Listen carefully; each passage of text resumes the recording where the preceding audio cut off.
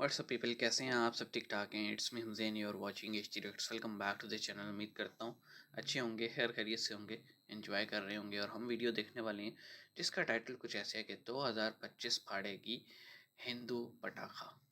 अच्छा, पटाखा और इस्लाम का जो है ना लिखा हुआ है यहाँ पे, इस्लाम का लिखा हुआ पतन संपूर्ण भविष्यवाणी 2025। हो सकता है मैंने एक दो वर्ड गलत पढ़ ली हूँ। I am not a perfectionist in Hindi language. ठीक है, आजकल हम ट्रांसलेशन यूज़ नहीं करते ना, हम खुद ही पढ़ लेते हैं। तो देखते हैं भाई क्या सीन है, वीडियो देखेंगे तो अंदाज़ा होगा। ओरिजिनल वीडियो बहुत लंबा है, बड़ी डिटेल में इसमें बात हुई हुई है। 36 मिनट का वीडियो है, लिंक डिस्क्रिप्शन में ज़रूर देखना। हम देखेंगे कि इस वीडियो का मुद्दा क्या है, सेंटर क्या है, और फिर हम उस पर बात करेंगे।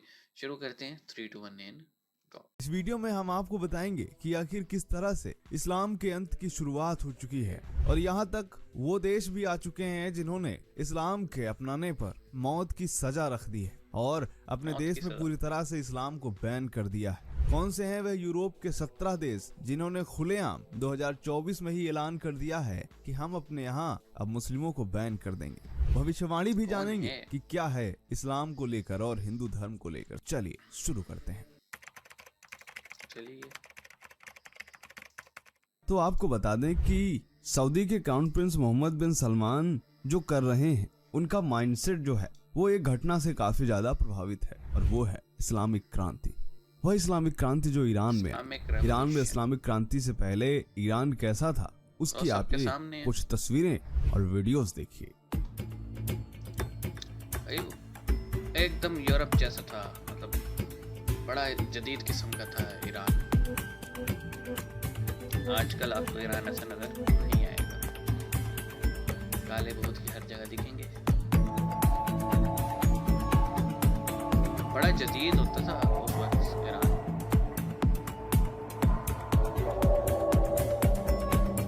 भुट्टो के जमाने में पाकिस्तान ऐसा था, लिखा हुआ खुदा हाफिज।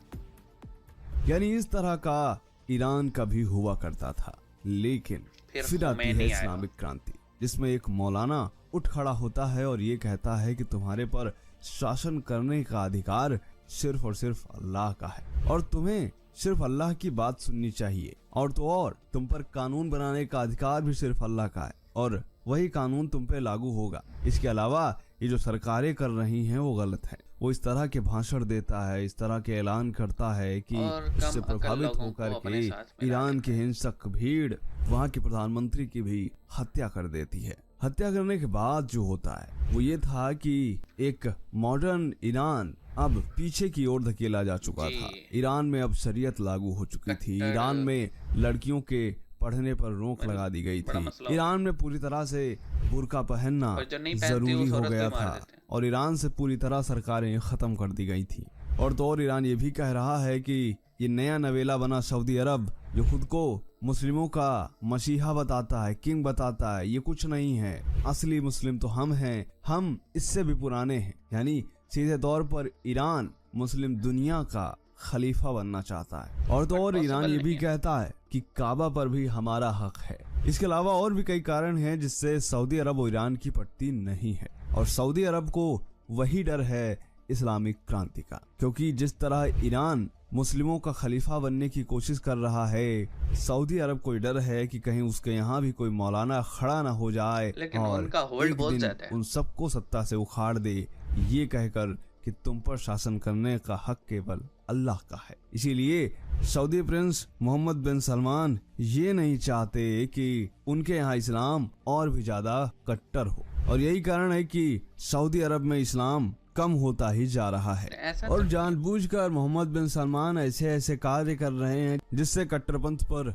लगाम लगे। मोहम्मद बिन सलमान वो सारी चीजें कर रहे हैं, और तो और अरब कई लोग उन्हें एक्स मुस्लिम कहने लगे हैं कि यानी वो इस्लाम को छोड़ चुके हैं और एक्स मुस्लिम बन चुके हैं, ये कहना है अरब कई लोगों का। और तो और सबसे बड़े कदम की बात करते हैं जो कि मोहम्मद बिन सलमान ने उठाया। सबसे बड़ा कदम ये था कि जितनी भी चीजें सऊदी अरब में इस्लामी स्थापत्य से जुड़ी हुई हैं, उन सबको नष्ट कर देना। हाँ, ये आपको तो बता हुआ दें था। कि सिर्फ काबा ही बचा है जो इस्लाम का उदाहरण बचा है, बाकी सारी चीजों को मोहम्मद बिन बैन किया सलमान गया। खत्म करवा चुके हैं। फिर चाहे वो मोहम्मद बिन सलमान मोहम्मद ने, उससे साहब का पहले घर के हो, लोगों ने। मोहम्मद साहब की माँ का घर हो, वो स्कूल हो जहाँ पर मोहम्मद साहब पढ़े थे, जी, उनके एग्जैक्टली। चाचा का घर हो, अली का घर हो, ये सब कुछ तुड़वा दिया गया है। और अगर तुड़वाया ही जाता तो ठीक था, तुड़वा करके उसके ऊपर होटल बना दिया गया। उदाहरण के लिए आप ये हिल्टन होटल देखिए, ये होटल ही नहीं, इन्हीं सब कुछ और भी जगहों पर बने। बना हुआ है, क्योंकि ये सही जगह एक पास थी। कब्रिस्तान थे पुराने जो कि 1400 साल पुराने बताए जाते उनको थे, उन सबको तुड़वा दिया गया, हटा दिया गया, बुलडोज पता नहीं चला कि वो थे कहाँ पर। और तो और सऊदी अरब में शराब का पहला स्टोर भी खुल चुका है। सऊदी की राजधानी रियाद में ये खोला गया और रियाज में बताया वो गया कि ये टेम्पल भी तो हुआ है। गैर मुस्लिमों के लिए खोला गया है, आम लोग इससे खरीदारी नहीं कर सकेंगे। लेकिन वो इस्लाम जो खुद के लिए सोचता है वो गैरों के लिए कैसे सोचेगा। यानी एक तरह से शराब की शुरुआत सऊदी अरब में की जा चुकी है और ये 70 साल में पहली बार हुआ। और दोस्तों 70 साल पहले 1952 में बैन लगा था शराब पर, तब भी इस्लाम का ही हवाला दिया गया था, लेकिन असल में उसका कारण इस्लाम नहीं था। दरअसल 1952 में किंग अब्दुल अजीज के बेटे ने शराब के नशे में आकर एक ब्रिटिश राजनयिक को गोली मार दी थी। तब से ये बैन लगा हुआ है सऊदी अरब में।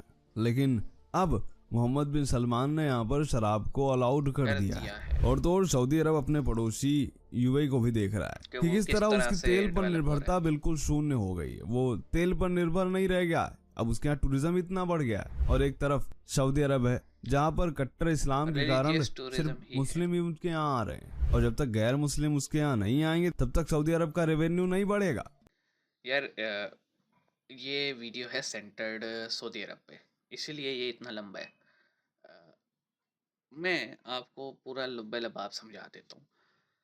सऊदी अरब का एक विजन है, विजन 2030।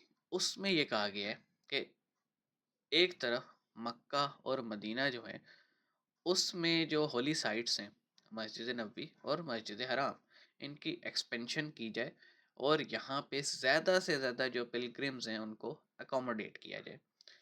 उसके लिए बड़े बड़े होटल्स जो हैं उन्हें तक जो है ना उड़ा के एक्सपेंशन की जा रही है। अब जब आपको पता है मस्जिद की एक्सपेंशन होगी, तो अब मस्जिद इतनी बड़ी हो चुकी है जितना किसी टाइम पे मक्का या मदीना हुआ करते थे।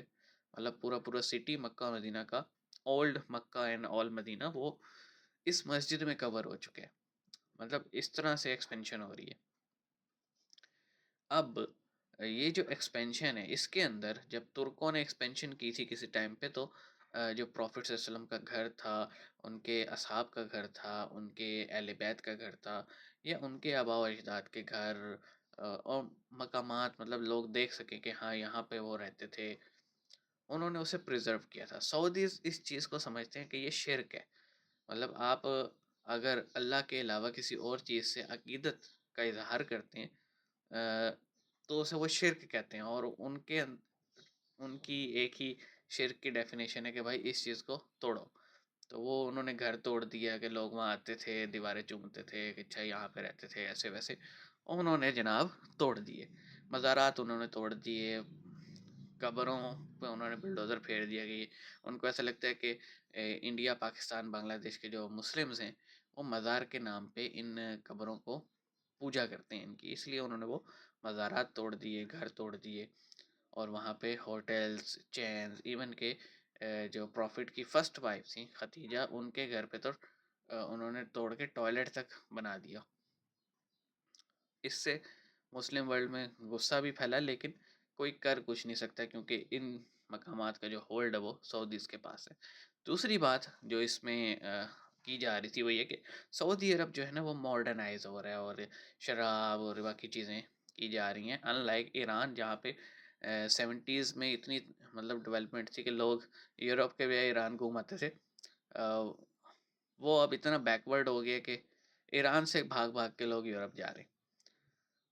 तो सऊदीज़ जो हैं, अगर आप उनके मुल्क का नक्शा देखें तो रियाज, जद्दा, अजमान, अजमान तो नहीं, वो तो यूएई में, दमाम हो गया, इसी तरह जो है ना न्योम हो गया, और बहुत सारे इस तरह के प्रोजेक्ट्स वो बना रही हैं जहाँ पे for the sake of tourism only, मतलब उन्होंने साफ-साफ कह दिया भाई, मज़हबी जो मकामात हैं, मतलब मक्का, मदीना, तबूक, बदर, ओहद, खंदक, जहाँ-जहाँ ये प्री इस्लामिक या इस्लामिक इम्पोर्टेंस की जगह हैं, उनको हम नहीं छेड़ेंगे।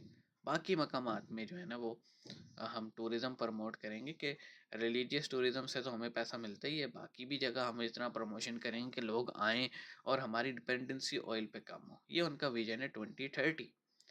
अब इसको ये कहना कि वहाँ पे वो उनका राजा एक्स मुस्लिम हो गया, ऐसा नहीं है। उनका राजा जो है ना वो पढ़ा लिखा इंसान है और ये देख रहा है कि अगर मैंने अपना मुल्क चलाना है ना और इसी ऐशो आराम के साथ जो अभी सऊदीज़ एंजॉय करते हैं, तो फिर हमें तेल पे से डिपेंडेंसी कम करनी पड़ेगी, क्योंकि तेल ने तो एक दिन एंड हो जाने। वो इस हवाले से कर रहे हैं और मेरे ख्याल में अच्छी सोच है, अपने मुल्क के बारे में सोच रहे हैं। आप क्या कहेंगे कमेंट सेक्शन में बताइएगा। मिलेंगे, अपना ख्याल रखिएगा। सी यू गाइस।